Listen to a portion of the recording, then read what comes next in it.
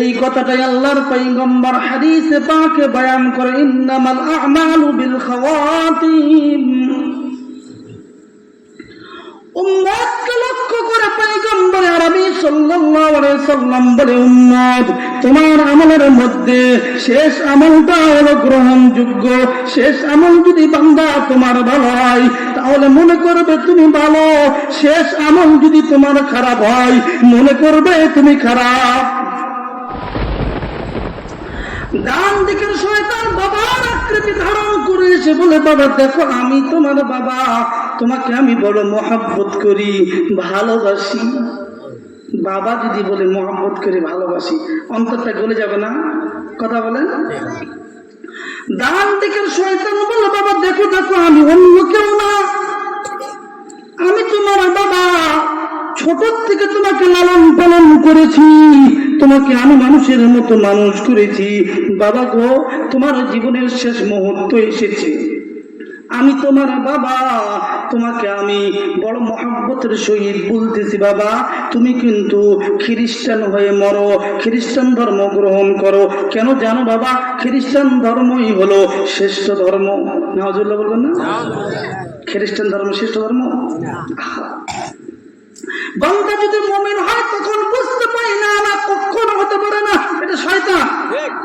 দেখি শয়তান। আর বান্দা যদি মুমিন না হয় তাহলে তো খবর আছে। বান্দা যদি মুমিন হয়, যদি বলে না তুমি আমার বাবা হতে পারো না, তুমি হলে শয়তান। তুমি কে? শয়তান। ডান দিকের শয়তান যখন পালিয়ে যায়, বাম দিকে মার আকৃতি ধারণ করে আরেকজন শয়তান আসে, এসে বলে, দেখো দেখো দেখো আমি তোমার মা, আমি তোমার, ও বাবা দেখো আমি তোমার মা, 10 মাস 10 দিন আমি তোমার পেটে রেখেছি বাবা, আমার স্তন ছিল তোমার দুধের মশক, বাবা গো বড় কষ্ট করে তোমার লালন পালন করেছি, বড় করেছি, তোমার প্রতি আমার আলাদা একটা ভালোবাসা মহব্বত। আমি তোমার মা, তোমার জীবনের শেষ মুহূর্তে এসেছি বাবা, এসেছি বাবা, ভুল করো না, ভুল করো না, ভুল করো না। তুমি কিন্তু ইহুদি ধর্ম গ্রহণ করো, ইহুদি ধর্মের উপর মৃত্যুবরণ করো। নাউজুবিল্লাহ বলেন। এবং তান্ত্রিক ভাবে কোন বান্দা বান্দি যদি আল্লাহ পাকের দাসত্বের গোলামি করতে পারে, আমার আল্লাহ ওই কঠিন মুসিবতের সময় তার ঈমানকে হেফাজত করে। সুবহানাল্লাহ বলবেন না? আল্লাহ পাক কিভাবে ঈমান হেফাজত করে অনেক কথা রে বন্ধু সংক্ষেপে বলে দিতে চাই। আল্লাহ পাক যখন দেখে আমার বান্দার মওতের সময় ঘনিয়ে এসেছে আর তার শত্রু শয়তান তার ঈমানকে নেওয়ার জন্য উঠে পড়ে লেগেছে, আল্লাহ বলে, জিবরাইল দেরি করো না রে জিবরাইল, যাও যাও আমার বান্দার মওতের সময় শয়তান যেন ঈমান কেড়ে না নিতে পারে, শয়তান রে তাড়ায় দাও, শয়তান রে হাঁটায় দাও। হযরতে জিবরাইল আমিন আসেন, আসার পরে শয়তানকে তাড়ায় দেন। ডান দিক থেকে শয়তান আসলে সবল মারে তাড়ায় দেন, বাম দিক থেকে শয়তান আসলে সবল মারে তাড়ায় দেন, সামনে থেকে শয়তান আসলে সবল মারে তাড়ায় দেন, পিছন থেকে শয়তান আসলে সবল মারে তাড়ায় দেন। আর আল্লাহর বান্দার কানে কানে যে বলে, হে আল্লাহর বান্দা তুমি কি আমারে চিনো? সুবহানাল্লাহ বলেন। হে আল্লাহর বান্দা তুমি কি আমাকে চিনো? আমাকে চিনো, আমাকে চিনো, আমি কে? মৃত্যুর বিছনায় শায়িত আল্লাহর বান্দা বলেন, না আমি কিন্তু আপনারে চিনি না। হযরতে জিবরাইল আমিন বলে, আল্লাহর বান্দা তোমার ভয় নাই, আমি এলাম হযরতে জিবরাইল, আল্লাহর হুকুমে এসেছি, শয়তান যে কোনো ওয়াসওয়াসা দিলে আমি তারে তাড়িয়ে দিব। আল্লাহর বান্দা এই কথা শুনে মুস্কি হেসে মেরে ওঠে। এক পর্যায়ে ঈমানের কালমা পড়তে পড়তে ঈমানের উপর তার মৃত্যু হয়ে যায়। সুবহানাল্লাহ বলেন। আলহামদুলিল্লাহিল্লাযী হাদানা লিহাযা ওয়া মা কুন্না লিনাহতাদিয়া লাউলা আন হাদানাল্লাহ। আলহামদুলিল্লাহিল্লাযী খালাকানা ওয়া জা'আলানা মিন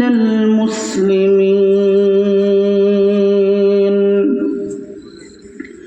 وأرشدنا إلى صراط مستقيم أما بعد فأعوذ بالله من الشيطان الرجيم بسم الله الرحمن الرحيم يا أيها الذين آمنوا إن تنصروا الله ينصركم ويثبت أقدامكم صدقت يا ربنا وقال رسول الله صلى الله عليه وسلم إنما الأعمال بالخواتم أو كما قال عليه الصلاة والسلام شكل جبان করে درود إبراهيم পড়ি اللهم صل على محمد وعلى آل محمد كما صليت على إبراهيم وعلى آل إبراهيم إنك حميد مجيد اللهم بارك على محمد وعلى آل محمد كما باركت على إبراهيم وعلى آل إبراهيم إنك حميد مجيد کرم من تمہارا دل خبردار کرم من تمہارا دل خبردار قیامت میں تم ہوگا گرفتار ہمارے نعم و نعمت تو دکھایا در دنیا حکم کس کا بجایا لا الہ الا اللہ একটু জবান খুলি আল্লাহর রাস্তায় একটু জিকির করি ভাই লা ইলাহা ইল্লাল্লাহ দোস্ত জিকির করলে দিল পরিষ্কার হবে জীবনের গুনাহ মাফ হবে কৃপণতা ছেড়ে আল্লাহর দেওয়া জবান দিয়ে একটু আল্লাহর পবিত্রতার বর্ণনা করি আল্লাহকে ডাকি একটু জিকির করি লা ইলাহা ইল্লাল্লাহ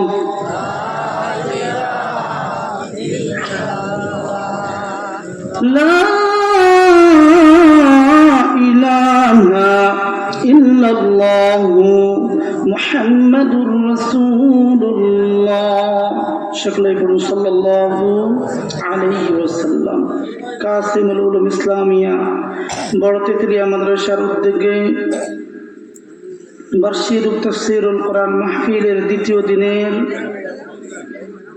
সম্মানিত জনাব সভাপতি সাহেব আমন্ত্রিত ওলামায়ে ইকরাম আমার সামনে উপবিষ্ট দিন প্রিয় তথা কোরআন সুন্নাহ প্রিয় মুসলমান ভাইয়েরা বুড়ো বাবাজিরা স্নেহের কুচিরা পর্দা আড়ালের মা ও বোনেরা সর্বপ্রথম আল্লাহ সুবহানাহু ওয়া তাআলার দরবারে শুকরিয়া জ্ঞাপন করছি যে মালিক জীবনের হাজারো ব্যস্ততা থেকে ফারিগ করে আজকের এই মুহূর্ত পর্যন্ত আমাদের হায়াতকে দীর্ঘায়িত করে আমাদেরকে সুস্থ সবল রেখে এই জান্নাতি আয়োজনের মাঝে আসার বসা দিনই কিছু কথাবার্তা বলা এবং শ্রবণ করার মতো তৌফিক দান করলেন। মালিকের দরবারে দিল খুলে কালেমাতুর শুকর পড়ি, সকলেই পড়ি আলহামদুলিল্লাহ।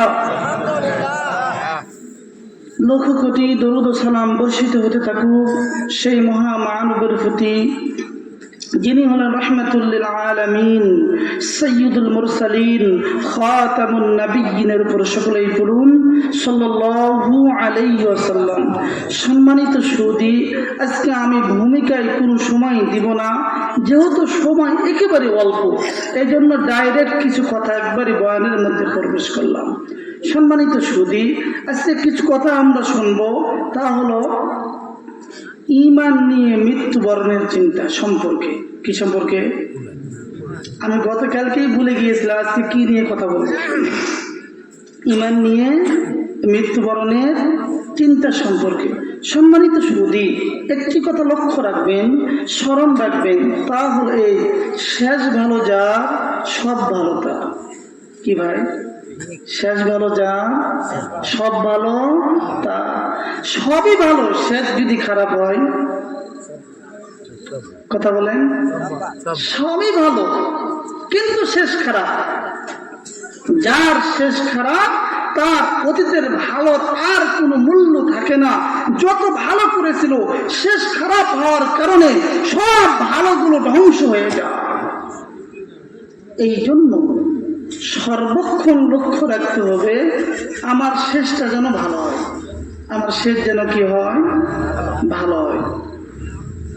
হাদিসে পাকে এসেছে, মুসলিম শরীফের হাদিস, আল্লাহর হাবিব সাল্লাল্লাহু আলাইহি ওয়াসাল্লাম বয়ান করেন, সমাজের মধ্যে কিছু মানুষ বসবাস করে যাদের আমল, যাদের আখলাক, যাদের চলাফেরা এতটাই সুন্দর, এতটাই ভালো যে আমল করতে করতে করতে করতে করতে করতে বান্দা জান্নাতের কাছাকাছি পৌঁছে যায়।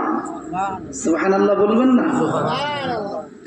জান্নাতের এতটাই কাছাকাছি বান্দা পৌঁছে যায় যে তার থেকে জান্নাতের দূরত্ব মাত্র এক হাত বাকি থাকে। সুবহানাল্লাহ বলেন।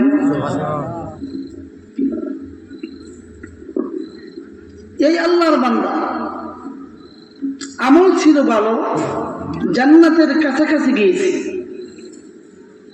তাকদীরের মুআমালা, এক পর্যায়ে ভাগ্য পরিবর্তন হয়ে বান্দার আমল উল্টা পাল্টা হওয়ার কারণে, শেষ পরিণাম খারাপ হওয়ার কারণে বান্দাটা জাহান্নামে হয় এবং জাহান্নামে প্রবেশ করে।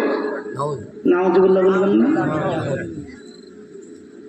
আরেক বান্দা, ভালো করে আমার দিকে লক্ষ্য করেন, আরেক আল্লাহর বান্দা যার শুরুর দিকে জীবনের আমল ছিল খারাপ। কি ছিল? খারাপ। সমাজে কি সবাই ভালো? কথা বলেন, সবাই ভালো না? ভালো খারাপ মিলিয়ে আমরা বসবাস করি, ভালো খারাপ মিলিয়ে বসবাস করি আমরা। আল্লাহর হাবিব সাল্লাল্লাহু আলাইহি সাল্লাম বলেন, আরেক ব্যক্তি তার আমল খারাপ, এতটাই খারাপ, এতটাই খারাপ, এতটাই খারাপ, আমল করতে করতে করতে করতে বান্দা জাহান্নামের কাছাকাছি পৌঁছে যায়। নাউযুবিল্লাহ বলবেন না? এতটাই জাহান্নামের কাছাকাছি চলে যায় যে তার থেকে জাহান্নামের দূরত্ব মাত্র এক হাত বাকি থাকে। কয় হাত? এক হাত। তাকদীরের পরিবর্তন কে করতে পারেন? আল্লাহ। শেষ পরিণাম বান্দার ভালো হয়, জীবনের লাস্টে গিয়ে বান্দার আমলের পরিবর্তন হওয়ার কারণে পরবর্তীতে বান্দার সমস্ত খারাপ আমল ছেড়ে দিয়ে বান্দা ভালো হয়ে যায়। এতটাই ভালো হয় বান্দাটা জান্নাতি বলে সাব্যস্ত হয় এবং জান্নাতে প্রবেশ করে। সুবহানাল্লাহ বলেন। তাহলে শুরুর ভালো কাজে দিল না শেষের ভালো? কথা বলেন, কথা বলেন, কথা বলেন। শেষের ভালো। এই কথাটাই আল্লাহর পয়গম্বর হাদিসে পাকে বয়ান করে, ইন্নামাল আ'মালু বিল খাওয়াতিম। উম্মতকে লক্ষ্য করে পয়গম্বর আরবি সাল্লাল্লাহু আলাইহি সাল্লাম বলে, উম্মত, তোমার আমলের মধ্যে শেষ আমলটা হলো গ্রহণযোগ্য। শেষ আমল যদি বান্দা তোমার ভালো হয় তাহলে মনে করবে তুমি ভালো, শেষ আমল যদি তোমার খারাপ হয় মনে করবে তুমি খারাপ। তাহলে এবার শেষটা ভালো হওয়ার চেষ্টা করবো না খারাপ? কথা বলেন, কথা বলেন। হযরত আবু হুরায়রা রাদিয়াল্লাহু তাআলা আনহু থেকে বর্ণিত, তিনি বলেন, আমরা রাসূলুল্লাহ সাল্লাল্লাহু আলাইহি সাল্লামের সঙ্গে খায়বার যুদ্ধে ছিলাম। কিসের যুদ্ধে? কিসের যুদ্ধে? আপনারা কথা বলেন না কেন যেন? বেশি ঠান্ডা তো কথা কেন বলেন না ভাই? একটু তাকবীর দেন তো। লিল্লাহি তাকবীর, লিল্লাহি তাকবীর। একটু হাত আলো করেন তো, ঝাড়াঝাড়ি ভাবে। একটু অলসতা কাটে, মনোযোগী হন, একটু মনোযোগী হন। আবু হুরায়রা রাদিয়াল্লাহু তাআলা আনহু থেকে বর্ণিত, তিনি বলেন, খায়বার যুদ্ধে আমরা রাসূলুল্লাহ সাল্লাল্লাহু আলাইহি সাল্লামের সঙ্গে ছিলাম। যুদ্ধের ময়দানে একজন আমাদের মুসলমান সৈনিক আসলেন। আল্লাহর হাবিব সাল্লাল্লাহু আলাইহি সাল্লাম ব্যক্তিকে দেখে বললেন, দেখো এই ব্যক্তিটা জাহান্নামী। নাউজুবিল্লাহ বলবেন না? এই ব্যক্তিটা কি? জাহান্নামী। সাহাবায়ে কেরাম আশ্চর্য হলেন, কেমন কথা! ইনি সাহাবায়ে কেরামের হাতে হাত রেখে, রাসূলুল্লাহ সাল্লাল্লাহু আলাইহি সাল্লাম হাতে হাত রেখে কালমা পড়ে মুসলমান হলেন, এই ব্যক্তিটা জাহান্নামী? আল্লাহর পয়গম্বর বলেন, হ্যাঁ এই ব্যক্তি জাহান্নামী। কিছু কিছু সাহাবায়ে কেরাম ওই ব্যক্তির পিছনে নিলেন, দেখি কিভাবে এই ব্যক্তি জাহান্নামী হয়। এক পর্যায়ে খয়বরের যুদ্ধ শুরু হয়ে গেল। আল্লাহর বান্দা যুদ্ধের ময়দানে ঝাঁপিয়ে পড়লেন, রাঙ্গা তরবারি নিয়ে যুদ্ধে ঝাঁপিয়ে পড়লেন। অনেক কাফের বেঈমানকে সে জাহান্নামে পাঠিয়ে দিলেন। সাহাবায়ে কেরাম আরো আশ্চর্যিত হলেন, যে ব্যক্তি মুসলমান হলেন, এরপরে যুদ্ধের ময়দানে আসলেন, রাঙ্গা তরবারি নিয়ে যুদ্ধের ময়দানে যুদ্ধ করলেন, অনেক কাফের বেঈমানকে জাহান্নামে পাঠিয়ে দিলেন, এই ব্যক্তিটা আবার জাহান্নামী হবে কি করে? আল্লাহর বান্দা অনেক কাফের বেঈমানকে জাহান্নামে পাঠিয়ে দিতে গিয়ে তিনারও শরীরে অনেক আঘাত এসে লাগলো, ক্ষত বিক্ষত হয়ে গেল। কিছু কিছু সাহাবায়ে কেরাম আল্লাহর পয়গম্বরের দ্বারে গেলেন, যে বললেন, ইয়া রাসূলুল্লাহ, আপনি যে সাহাবী সম্পর্কে বলেছেন ওই ব্যক্তিটা জাহান্নামী, সে তো দেখি যুদ্ধের ময়দানে এসেছে, এসে শুধু সে ক্ষান্ত থাকেনি, যুদ্ধে ঝাঁপিয়ে পড়েছে, অনেক বেঈমানকে সে জাহান্নামে পাঠিয়ে দিয়েছে, এক পর্যায়ে সে তো ক্ষত বিক্ষত হয়ে পড়ে রয়েছে। আল্লাহর পয়গম্বর বললেন, সাহাবায়ে কেরাম, আমি রাসূল বলতেছি এই ব্যক্তি জাহান্নামী, এই ব্যক্তি জাহান্নামী, এই ব্যক্তি জাহান্নামী। সাহাবায়ে কেরাম আরো আশ্চর্যিত হয়ে গেলেন, হায় রে, মুসলমান হলেন, যুদ্ধ করলেন, কাফের বেঈমানকে জাহান্নামে পাঠাইলেন, আবার তিনি ক্ষত বিক্ষত হয়ে পড়ে আছেন, আল্লাহর পয়গম্বর বলতেছেন জাহান্নামী।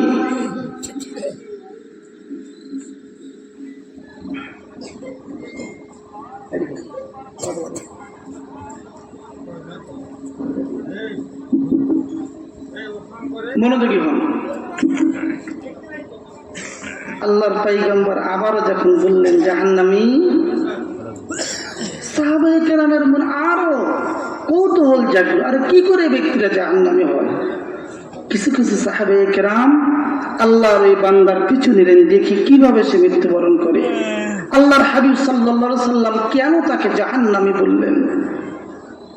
সাহাবায়ে কেরাম লক্ষ্য করতেছিলেন, এক পর্যায়ে দেখলেন যে সে ব্যক্তি তার ক্ষত বিক্ষত জ্বালা যন্ত্রণা আর কষ্ট সহ্য করতে না পেরে নিজের হাতটা তীরের থলির দিকে বাড়িয়ে দিলেন।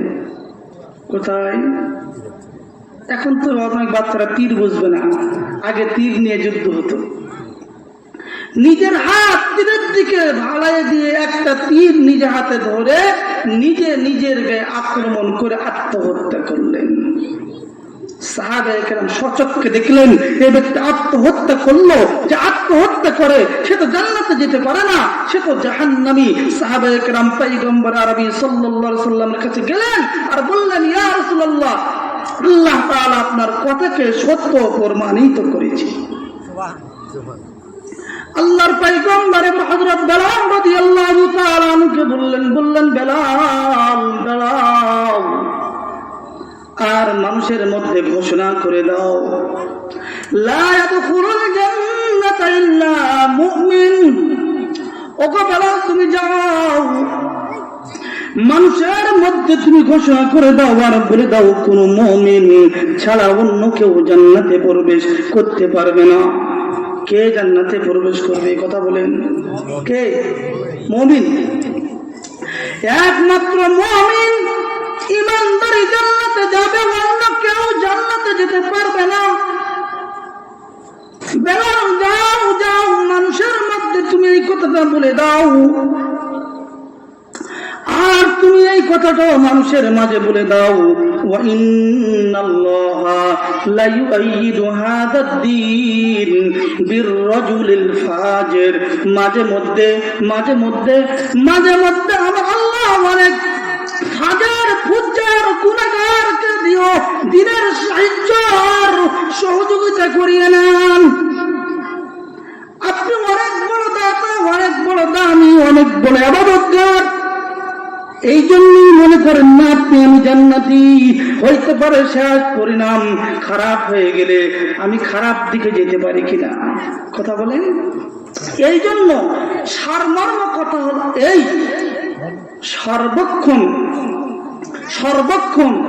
সচেতন থাকা, যাতে করে আমাদের খাতেমা বিল খায়ের হয়, শেষ পরিণামটা যেন সুন্দর হয়। শেষ পরিণাম সুন্দর হয় কেন বলে, শেষ ভালো যার সব ভালো তার, শেষ খারাপ যার সব খারাপ তার। এজন্য আমাদের শেষ যেন ভালো হয়, আমাদের শেষ যেন ভালো হয়। এই জন্য উলামায়ে কেরাম কোরআন ও সুন্নাহকে সামনে রেখে কিছু দিক নির্দেশনা দিয়েছেন, কিছু কর্মকাণ্ড বাতলাইয়ে দিয়েছেন। তোমরা এই কাজগুলা করবা তো তোমাদের শেষ পরিণাম শুভ হবে, সুন্দর হবে। কোরআন সুন্নাহকে সামনে রেখে শেষ পরিণামকে সুন্দর করার জন্য আমাদের যা করণীয়, মোটামুটি আমাদের 18টা করণীয় আছে। কয়টা? 18টা। 18টা করণীয় সম্পর্কে যদি কথা বলতে যাই লম্বা সময় লাগবে। আমি অত কথা বলবো না, মেন 2-1টা নিয়ে কথা বলবো। 1 নম্বর, আমি কিন্তু আজকে আলোচনাটা একেবারে এলোমেলো করতেছি। গতকালকে যেভাবে সাজায় গুজায় অন্যভাবে বলা হয়েছিল, আজকে তো সময় পেয়েছি অল্প, এই জন্য সংক্ষেপে কিছু কথা বলতেছি। একটু গুরুত্ব সহকারে কথাগুলো শুনেন, একটু মনোযোগী হন, আমাদের শেষ পরিণাম যেন সুন্দর হয়। এই জন্য 1 নম্বর করণীয় হলো, প্রত্যেকটা মুমিন, প্রত্যেকটা মুসলমানের উচিত আল্লাহ তাআলার কালাম কোরআনের সঙ্গে সুসম্পর্ক কায়েম করা। কি করা? কোরআনের সঙ্গে সুসম্পর্ক কায়েম করা। কোন বান্দি যদি কোরআনের সঙ্গে সুসম্পর্ক কায়েম করে, কোরআনকে মহব্বত করে, কোরআনকে ভালোবাসে, কোরআনের সঙ্গে যদি তার মহব্বতের সম্পর্ক থাকে, তাই কোরআনের সঙ্গে সুসম্পর্ক থাকার কারণে আল্লাহ তাআলা তাকে ঈমানের উপর অবিচল রাখবেন, ঈমানের উপর মৃত্যু দিবেন, শেষ পরিণাম তার সুন্দর হবে। তাহলে আমরা কোরআনের সঙ্গে সুসম্পর্ক রাখবো তো ইনশাআল্লাহ। কিভাবে সুসম্পর্ক রাখবো? কোরআন নিয়মিত তেলাওয়াত করবো, কোরআন পড়বো, কোরআনকে ধরবো, কোরআন চুম খাবো। কোরআন পড়তে যাই না, কোরআন ওয়ালার সঙ্গে সুসম্পর্ক রাখবো। আমরা তো বুড়া বয়সে অনেক কিছু শেখার চেষ্টা করি, তাহলে কেন কোরআন শিখতে পারবো না? অজুহাত দেই কোরআন জানি না, কোরআন শিখার চেষ্টা করি। 1 নম্বর করণীয় কোরআনের সঙ্গে সুসম্পর্ক রাখা। এখানে আরো কথা বলবো না, সামনে বাড়াই। 2 নম্বর, সফলতা যদি পেতে চাই, যদি আমরা ইমানের উপর অটল অবিচল দুনিয়ার জগতে ইমান নিয়ে বেঁচে থাকতে চাই, ইমানের উপর মৃত্যুবরণ করতে চাই, শেষ পরিণাম যদি সুন্দর বানাইতে চাই, শেষ পরিণাম যদি শুভ করতে চাই, তাহলে 2 নম্বর করণীয় হলো নিয়মতান্ত্রিক ভাবে আল্লাহ তাআলার দাসত্ব করা, গোলামি করা, ইবাদত বন্দেগী করা। কিভাবে? এলোমেলো ভাবে। মন চাইলো, হুজুর বুঝাইছে একদিন যে নামাজ পড়ে চলে আসলাম। মন চাইলো তো 12 মাসের মধ্যে 1টি মাস রমজান মাস রোজা রাখলাম। মন চাইলো তো 1টি মাস নামাজ পড়লাম। মন চাইলো তো একটু নেকের কাজ করে নিলাম। মন চায় না তো করব না। এমন করলে হবে? নিয়মতান্ত্রিক ভাবে কথা বলেন। يثبت الله الذين آمنوا بالقول الثابت في الحياة الدنيا وفي الآخرة। মুসলমান বন্ধু আমার একটু মনোযোগী হন। আল্লাহর কোরআনের আয়াতের ব্যাখ্যায় মুফাসসিরিন কেরাম লেখেন, কোন বান্দা বান্দি যদি নিয়মতান্ত্রিক ভাবে আল্লাহ তাআলার দাসত্ব করে, গোলামি করে, আল্লাহর হুকুম মেনে চলে, নিয়মিত যদি কোন বান্দা ইবাদতগার হয়, ইবাদত বন্দেগী করে, তাহলে আমার আল্লাহ ওই বান্দাকে 2টা পুরস্কার দিবেন। 1 নম্বর বান্দাকে পুরস্কার দিবেন আমার আল্লাহ দুনিয়ার জগতে যে কোনো মুহূর্তে, যে কোনো মুসিবত আসলে ইমানের উপর অবিচল অটল রাখবেন। ইমানের উপর অটল থাকতে গিয়ে মাঝে মধ্যে হামলা আসবে, সাদিয়ানিরা হামলা করবে, ইহুদি খ্রিস্টান হামলা করবে, ইমানের উপর অবিচল থাকা কষ্ট হয়ে যাবে। এমন পরিস্থিতি হবে, যদি মুমিন হিসেবে দাবি করো তোমার বুকে গুলি মারা হবে। এমন যদি সামনে ভয়ঙ্কর কোন পরিস্থিতি আসে, বান্দা যদি নিয়মতান্ত্রিক ভাবে আল্লাহ পাকের দাসত্বের গোলামি করতে পারে, আমার আল্লাহ তাকে একটা হিম্মত দিবেন, শক্তি দিবেন, যেই কোনো মুসিবতের সময় বান্দা ইমানের উপর অবিচল থাকবেন, অটল থাকবেন। 1 নম্বর পুরস্কার সামনে আগাই বন্ধু, 2 নম্বর মালিক তারে পুরস্কার দিবেন। তা হলো এই যে বান্দা মৃত্যুর সময় ইমানের উপর অবিচল থাকবেন। কোন সময়? মৃত্যুর সময়। কেন বলে? যখন আমাদের মৃত্যু হয়, আমি বলছি আমাদের ইমান চোরের 2টা শত্রু, নফস আর শয়তান। যখন বান্দার মৃত্যু হয়, তো মৃত্যুর যখন সময় ঘুরিয়ে আসে, মালাকুল মউত যখন বান্দার কাছে আসে, তখন শয়তান সর্বোচ্চ চেষ্টা করে বান্দাকে ঈমান হারা করার জন্য। কি করার জন্য?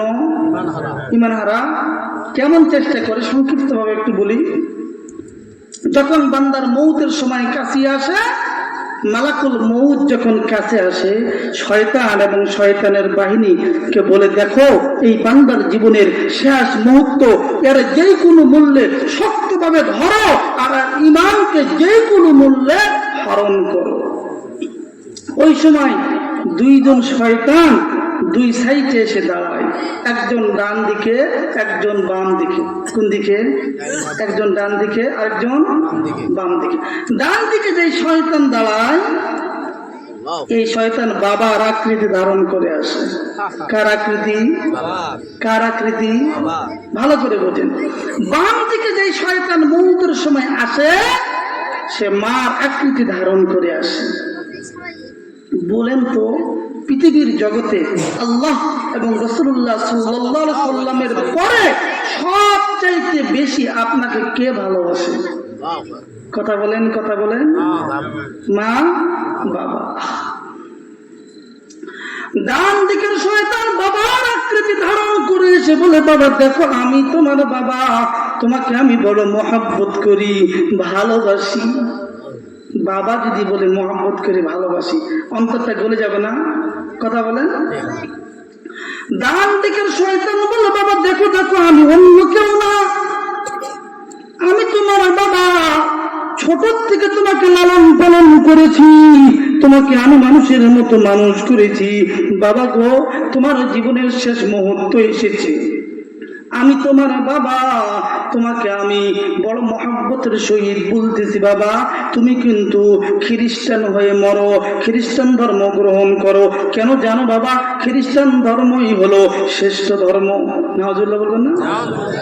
খ্রিস্টান ধর্ম শ্রেষ্ঠ ধর্ম। বান্দা যদি মুমিন হয় তখন বুঝতে পারি না, না কখনো হতে পারে না, এটা শয়তান। দেখি শয়তান। আর বান্দা যদি মুমিন না হয় তাহলে তো খবর আছে। বান্দা যদি মুমিন হয়, যদি বলে না তুমি আমার বাবা হতে পারো না, তুমি হলে শয়তান। তুমি কে? শয়তান। ডান দিকের শয়তান যখন পালিয়ে যায়, বাম দিকে মার আকৃতি ধারণ করে আরেকজন শয়তান আসে, এসে বলে দেখো দেখো দেখো আমি তোমার মা, আমি তোমার ও বাবা দেখো আমি তোমার মা, 10 মাস 2 দিন আমি তোমার পেটে রেখেছি বাবা, আমার স্তন ছিল তোমার দুধের মশক বাবা গো, বড় কষ্ট করে তোমার লালন পালন করেছি, বড় করেছি, তোমার প্রতি আমার আলাদা একটা ভালোবাসা মহব্বত। আমি তোমার মা, তোমার জীবনের শেষ মুহূর্তে এসেছি বাবা, এসেছি বাবা, ভুল করো না, ভুল করো না, ভুল করো না। তুমি কিন্তু ইহুদি ধর্ম গ্রহণ করো, ইহুদি ধর্মের উপর মৃত্যুবরণ করো। নাউজুবিল্লাহ বলেন। এবং তান্ত্রিক ভাবে কোন বান্দা বান্দি যদি আল্লাহ পাকের দাসত্বের গোলামি করতে পারে, আমার আল্লাহ ওই কঠিন মুসিবতের সময় তার ঈমানকে হেফাজত করে। সুবহানাল্লাহ বলবেন না? আল্লাহ পাক কিভাবে ঈমান হেফাজত করে অনেক কথা রে বন্ধু সংক্ষেপে বলে দিতে চাই। আল্লাহ পাক যখন দেখে আমার বান্দার মওতের সময় ঘনিয়ে এসেছে আর তার শত্রু শয়তান তার ঈমানকে নেওয়ার জন্য উঠে পড়ে লেগেছে, আল্লাহ বলে জিবরাইল দেরি করো না রে জিবরাইল, যাও যাও আমার বান্দার মওতের সময় শয়তান যেন ঈমান কেড়ে না নিতে পারে, শয়তানকে তাড়িয়ে দাও, শয়তানকে হটায় দাও। হযরতে জিবরাইল আমিন আসেন, আসার পরে শয়তানকে তাড়িয়ে দাও। ডান দিক থেকে শয়তান আসলে সবল মারে তাড়িয়ে দেন, বাম দিক থেকে শয়তান আসলে সবল মারে তাড়িয়ে দেন, সামনে থেকে শয়তান আসলে সবল মারে তাড়িয়ে দেন, পিছন থেকে শয়তান আসলে সবল মারে তাড়িয়ে দেন। আর আল্লাহর বান্দার কানে কানে যে বলে, হে আল্লাহর বান্দা তুমি কি আমারে চিনো? সুবহানাল্লাহ বলেন। হে আল্লাহর বান্দা তুমি কি আমাকে চিনো? আমাকে চিনো, আমাকে চিনো, আমি কে? মৃত্যুর বিছনায় শায়িত আল্লাহর বান্দা বলেন না আমি কিন্তু আপনারে চিনি না। হযরতে জিবরাইল আমিন বলে, আল্লাহর বান্দা তোমার ভয় নাই, আমি এলাম হযরতে জিবরাইল, আল্লাহর হুকুমে এসেছি, শয়তান যে কোনো ওয়াসওয়াসা দিলে আমি তারে তাড়িয়ে দিব। আল্লাহর বান্দা এই কথা শুনে মুস্কি হেসে মেরে ওঠে। এক পর্যায়ে ঈমানের কালমা পড়তে পড়তে ঈমানের উপর তার মৃত্যু হয়ে যায়। সুবহানাল্লাহ বলেন।